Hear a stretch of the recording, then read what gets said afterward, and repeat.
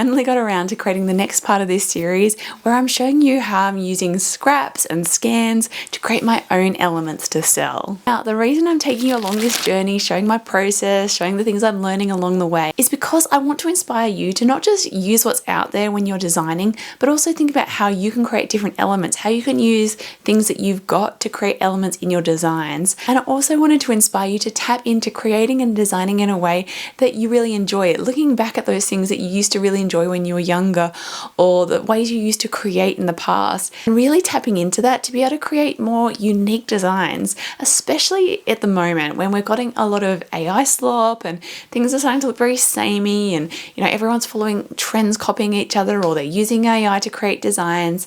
By approaching design in a way where you're thinking about, what do I have that's unique? How can I bring some of my personality and unique things into my designs?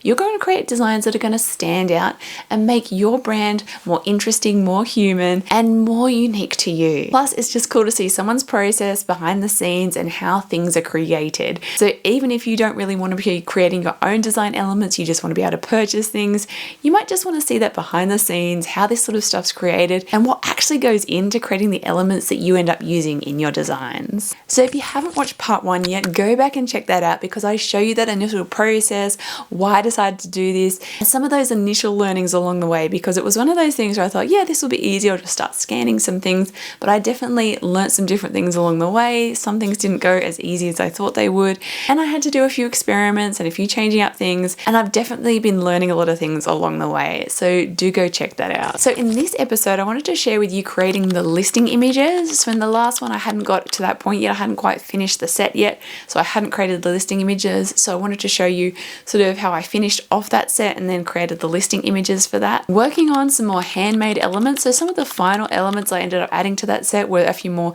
handmade things, and the new set that I'm working on also involves some handmade elements, and also just doing things a little bit differently. So I'm also going to be sharing a bit about this new set that I'm working on, because it's a little bit different. There's a lot less scans involved in this one, and actually a lot more photography and playing with light and trying to get lighting correct. So I already got that first set listed, and I've already made a few sales in it, which is really encouraging. So of course I want to keep going. I want to build up this side of what I offer and start creating more element packs. So to finish off that set, I started adding some handmade elements. So I started doing some stitching, so I was getting out my sewing machine. Now before I got into graphic design, I actually studied fashion design, so playing around with the sewing machine is something that I'm quite comfortable with. And so I got out the embroidery foot and just went freeform. So I've got this special embroidery foot on my sewing machine where you can go freeform. You can just sort of stitch any old thing you want to create, and just, almost like you're drawing.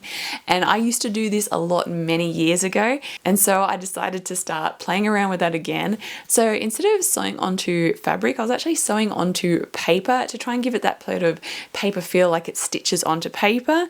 And I basically just had a little bit of fun with it. I just played around, played with different stitches, and then scanned them in and just picked out the ones that I thought worked out the best and tidied them up. I also did some hand embroidery, so I got some actual proper embroidery thread and did some sort of like binding type stitches and things like that as well. Again, this was really tapping into things that I'm good at, things that I enjoy. I used to play around with sewing and embroidery and things a lot many years ago. It's something that I've always really enjoyed doing, but I sort of haven't really done as much in the last few years. Some of the earliest things that I sold online included this sort of embroidery techniques. So I used to sell bags and purses and other types of textiles, and I would do this sort of stitching on top of stuff. And I also did something like this for a client once, doing a sort of cross-stitch style heart by just doing some freeform stitching. So I really felt like I was going back to my roots by doing this. Then I also added some illustrations. So I got on Procreate, started doing a little bit of illustrated a few little cute little illustrations. So again, tapping into another skill I have. So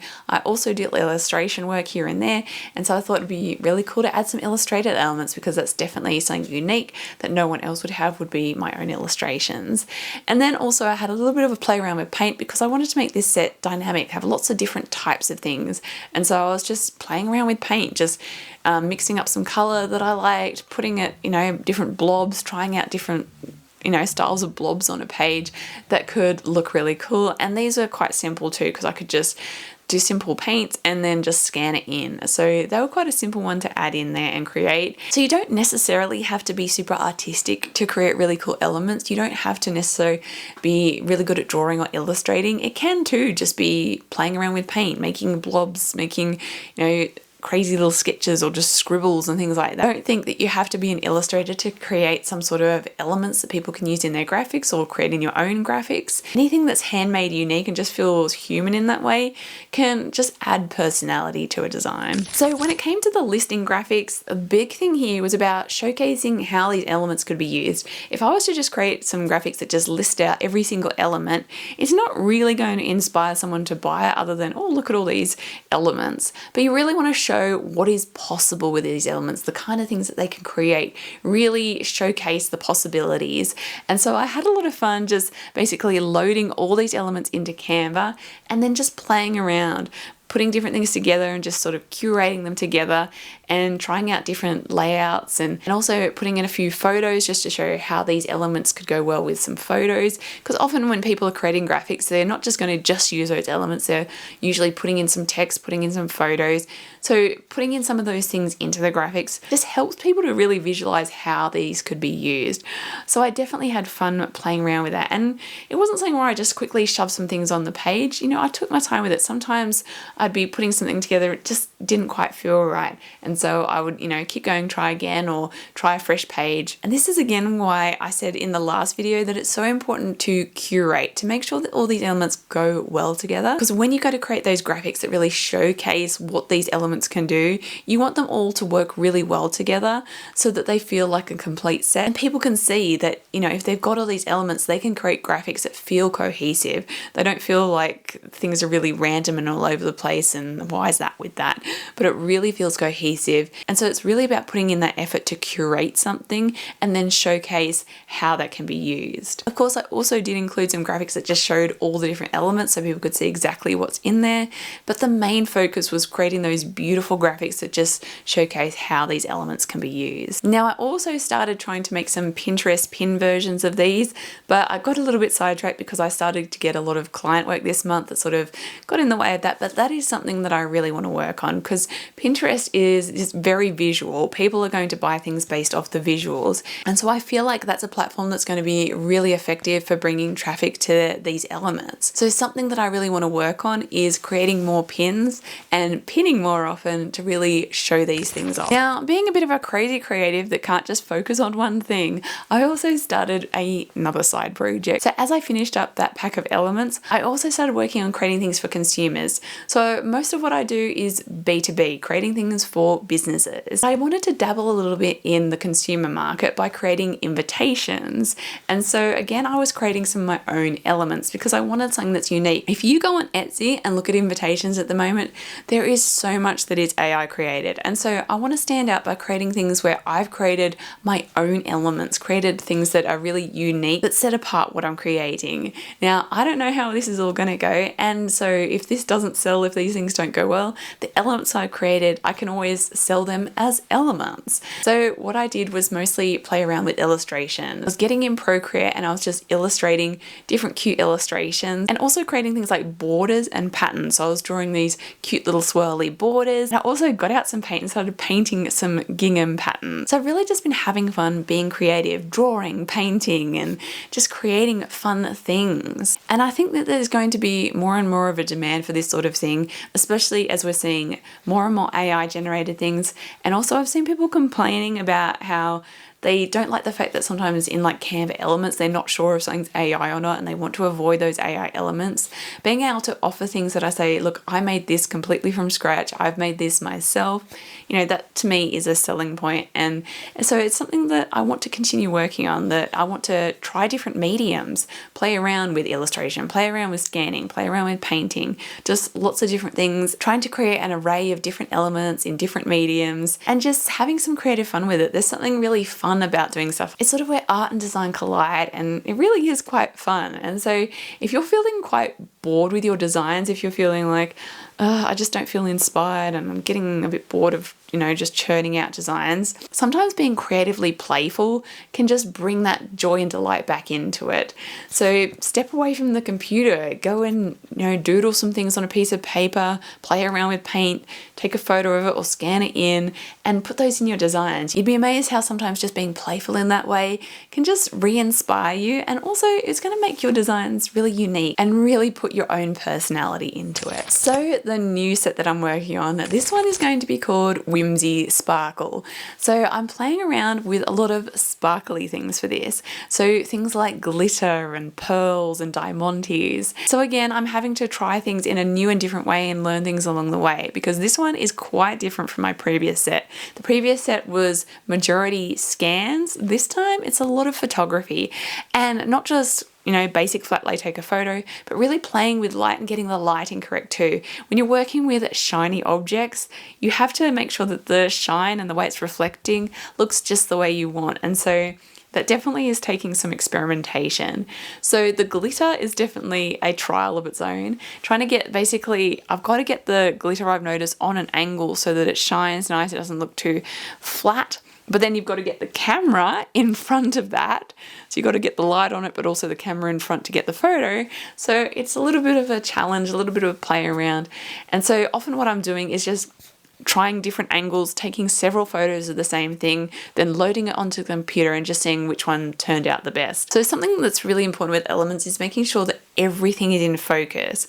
So if I take a photo on an angle, I might end up with some of the image out of focus. So it really is a bit of a play around trying to get that sort of thing just right. So I'm definitely having fun playing around with that, experimenting and trying to get this glitter just right. Now things like diamantes, not quite as hard as the glitter. It's more just about making sure I get the angle towards the light just right so it reflects just nicely.